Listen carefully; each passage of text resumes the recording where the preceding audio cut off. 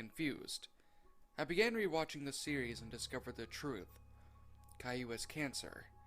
It's impossible for a child to become bald naturally without first going through puberty. It doesn't make sense for his parents to shave his head. Kids are brutal, and a bald child could easily get picked on.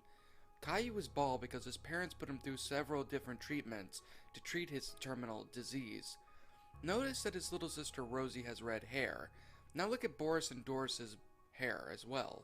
They're both brunette. That's because Rosie is adopted. His parents feared that they would pass on the virus and couldn't bear the thought of possibly losing another child, so they sought out adoption. They treat Rosie like one of their own. They're just happy to have a healthy little girl. Caillou tries to live a normal life in spite of his illness.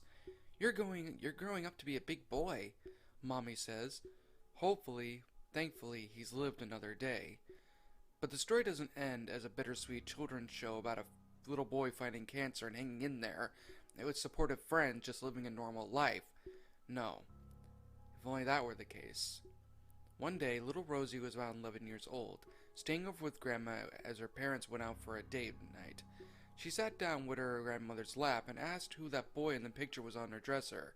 She had vague memories of this boy, but she was only 2 at the time and didn't quite remember. "I think you're old enough," Grandma says, just barely fighting back the tears. The entire show is a flashback, narrated by Grandma telling the stories of how her deceased grandson. She's telling Rosie about her long-dead brother, who died shortly after the series was cancelled. His parents didn't want to plague Rosie with the thoughts of her dead brother, and decided to wait until she was much older to tell her about him, even at it all. In truth, it helped them cope. It was easier to think he never existed than to remember the painful memories of their firstborn child.